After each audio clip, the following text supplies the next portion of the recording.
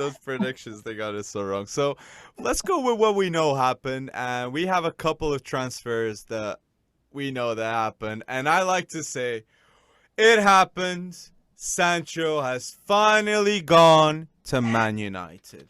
When I saw that, I think Fabrizio even had a special post saying, "Here we go," because the talk has been, oh my days, how many years? Like a year and a half? Sancho Man United, Sancho Man United. Yeah. Like, so you go mad with all this, it's... Yeah. I mean, that's what, 3 transfer windows and COVID in between, where we all just kind of were salivating for transfer news. And I believe that Jadon Sancho thing was just killed to death over the last 18 months. But yeah, it's done. And now Manchester United arguably has the 3 top U23 players, English U23 players, in Rashford, Greenwood, and Sancho. Come on, Foden. I know. I'm just saying. I should have said 3 of the top. No offense. Yeah. I agree. Come on. Yeah.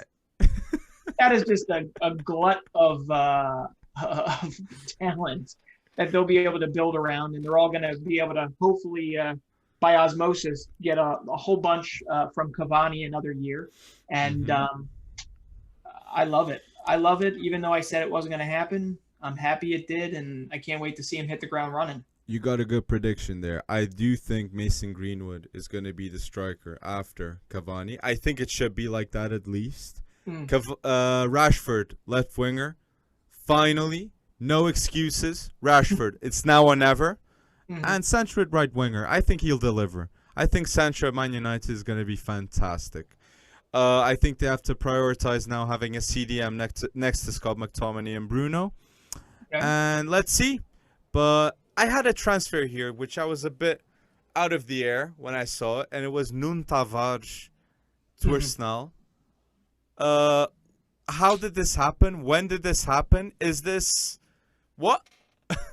Like, what was your reaction seeing this? Like, depth, future backup, but I believe that there are better choices out there, and nothing against Nuno Tavares. I don't know him. I haven't watched him. I mean, I do know him. I have watched him. But ultimately, it is not. It's not necessarily the player I would have picked to be backing up Tierney. Well, right? Offensively, he's fantastic. I'm not going to say he's immaculate, but he's fantastic offensively. But defensively, he still needs a lot of improvements, in my opinion. At least when I saw Benfica, he wasn't. He did have, when he played at right back as a quick solution, he delivered. But at left back, which is his preferred position, he has to come to Arsenal as a substitute. Like, Tierney, 100%. You're safe. You got that spot. But I was surprised with it, honestly. I was really surprised.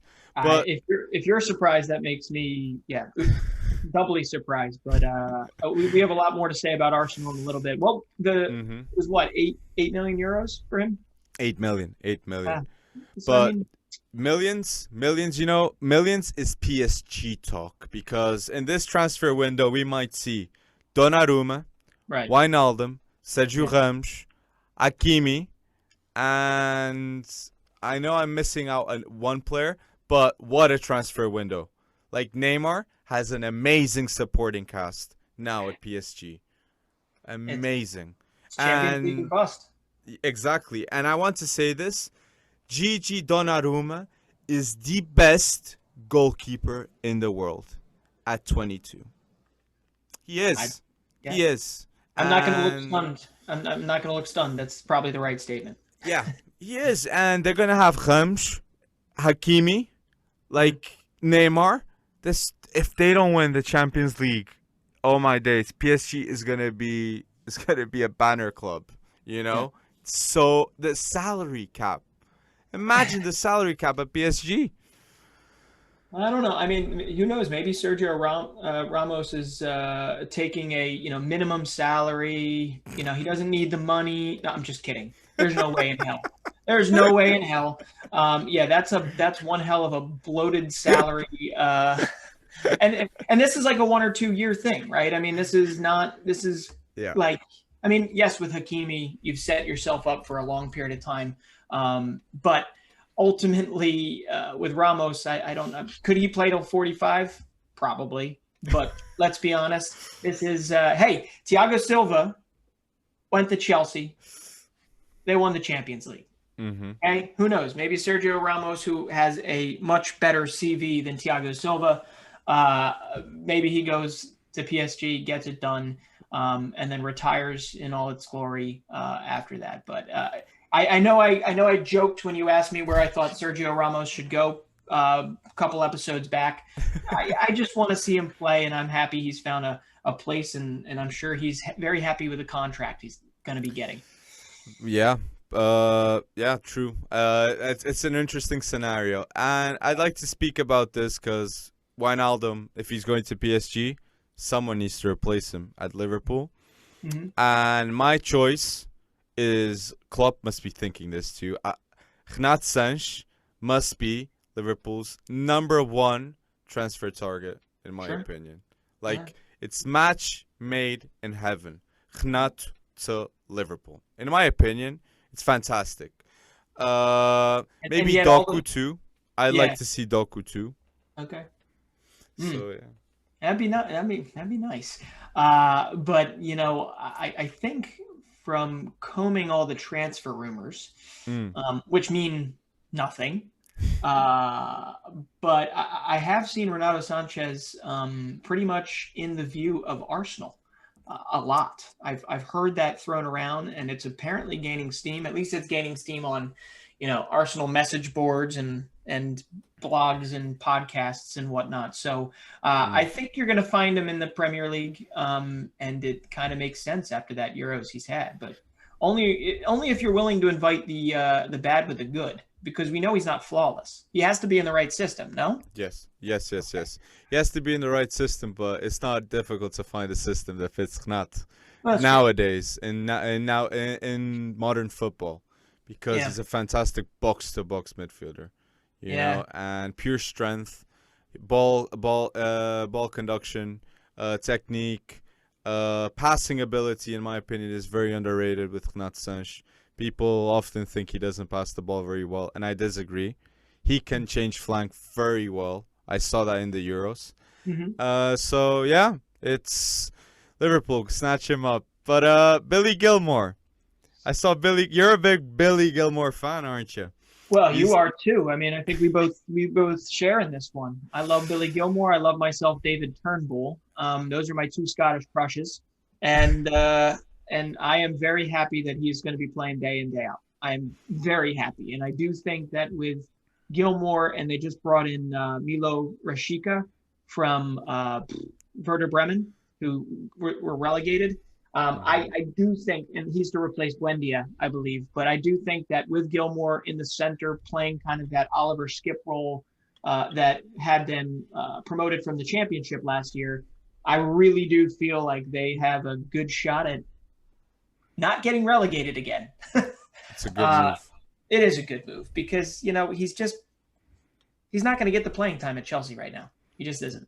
Yeah, so. And in the first match, Billy Gilmour's going to deliver, because we know every first match, Billy Gilmour delivers. That's true. And a bit like an Oliver Skip loan too, but I see him as an even more proven player than Oliver Skip at that time.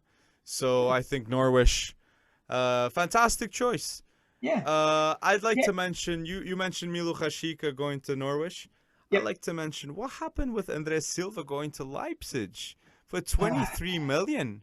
Didn't any Premier League team see him? Maybe Wolves? I don't know. Yeah, I feel like Leipzig got a steal for that amount of money. 28 Bundesliga goals. I mean, come on. Yeah. That is cheap. So now you're looking at Andre Silva getting. I think before it was Kamada, right? Who was the other guy? Putting in the assists, essentially assisting Andre Silva. Philip Kostic. Oh, sorry, when my brain starts thinking about something, it needs to actually work through it. I apologize. You meant at Frankfurt. I was thinking, yes, at Leipzig. No. So he's going from Kamada and Kostic to Christopher Nkunku, to Emil Forsberg, to come on, who are the other ones? Sabitzer. Yes, I mean they've and that's not even scraping the surface. Oh, Dominic Soboslai, come on, when he's healthy. So I really like the move. I know they've had very limited, aside from Yusuf Poulsen, they've had very limited success with their striker picks. And I know Silva could play on the wings too and all that fun stuff. But, you're looking at, they've gone through Sorloth. They've gone through Patrick Schick previous to that, they recall, on loan. So I think this is the one that sticks. And I think Silva's found a team for years to come. Well, if it's not André Silva sticking, it's Brian Brobby sticking. Yeah, well, so I think RB Leipzig had a fantastic window, even if they finished it now. And congratulations. Even Gvardiol, Dinamo Zagreb center back, that's a fantastic snatch there too. Yeah. I'm excited to see Leipzig. I'd like to finish my transfers point here. And it's my last one, and that is Nuno Espírito going to Tottenham. And I'd like to say something, and I don't think this is a bad choice done by Tottenham, but I do think that the way they conducted themselves previously, before they had the Nuno Espírito deal done, was they took too long. And Nuno Espírito comes to Tottenham almost as a desperate option after asking every manager in the world. Yeah. Now Nuno Espírito is announced. Yeah. So it's a bit weird. I hope for the best. I did see some rumors that we started it. We said Dusan Vlahovic was perfect Harry Kane replacement in some podcasts previously. And now we're seeing some rumors with it. Love to see it. We are. And yeah, it's going to be a weird year for Tottenham. But I'll tell you what, if Højbjerg plays for Tottenham the way he's been playing for Denmark, I think they'll be just fine. Maybe getting back into that top four. But yeah, I agree with you. I think you want to give your manager at least a little bit of a runway leading up to the new year. But man, it does feel, and it shouldn't, because he's a hell of a manager, right? It does feel there's the aesthetics of this is our last choice, and we're just going with it, and let's wing it. But he's back to do pretty well, and frankly, he's got a system. He's going to implement it, and I think it could work at a place with resources like Tottenham. And it's a step up from a resource standpoint than Wolves, maybe. But it's also a step up from a pressure standpoint. Yeah. But let's not go away from transfers just yet, because him as the former Wolves coach, we obviously have Wolves still continuing, obviously with Bruno Lage in charge now, still continuing with collecting phenomenal Portuguese wonderkids, right? And I don't know. I'm going to cut my ear here. I don't know how to say this particular one because I'll just butcher it with my American accent. But who did they get on loan? Wolves just signed Francisco Trincão, former Braga player, and really sketchy deal if you were to ask me. Okay. Jorge Mendes printed all over it. Okay, ever since he left Braga. Yeah, it's clear Jorge Mendes has been having something with these moves. And it saddens me because I just want to see Trincão play night in, night out. And that should be the focus, his development. And a bit like Renato, I feel like he didn't do the right moves at the start. Like Felix, I'm now seeing Trincão. So I see Nuno Mendes doing good decisions and Bruno Fernandes, but yeah. It's hard. I don't know. It's Francisco Trincão. I hope he plays at Wolves. I just hope he plays at Wolves. And you're worried that he won't? Yeah, I am worried. Maybe he won't. I think Fabio Silva is gonna have a good season. I'm expecting 10 goals this season for Fabio Silva in the Premier League.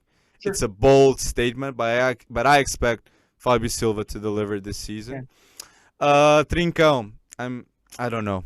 I'd love to see it. I think dribbling-wise, Trincão is one of the best talents out there, but he needs confidence. And I do think the Prem is going to be vicious on Trincão. Like, tackling-wise, Trincão needs to be prepared. Isn't that why Fabio Silva is? No. I think Fabio Silva. No, I mean, isn't that why he's working his ass off this summer to improve his physicality? Oh, true. Yes. Yeah. No, I wasn't saying anything bad about him. I just meant he's working because I think he realized last season this is a different breed of defender, I guess. Oh yeah, he's building up a body, Fabio Silva. Like those Instagram pics, like you can see his back is huge now, and I think he's ready. I like to see it. I do too, and I gotta say, I mean, it makes me happy on paper, but Pedro Neto, Rafa, and Trincao. I mean, come on, that's pretty solid front three, is it not? And Fabio Silva is going to be getting more time this year, I would imagine, too. So I like it. It's just, I guess I didn't think – I was more surprised that after signing him for 31 million euros, right, that a Barcelona would not necessarily have more patience with his development there. Because if you're Barcelona, you in some respects, unless it's a financial move, which it probably is, in some respects – you would think that day in, day out learning like a Pedri does from a Messi or from an Ousmane Dembele, because you're always going to get your chances with how often, sadly, injured he is. You would think that keeping him around makes the most sense. And they're doing it. They're doing it with guys like Serginho Dest, with Oscar Mingueza, with Iliax Mariba. I mean, these are guys that they're letting play through their mistakes.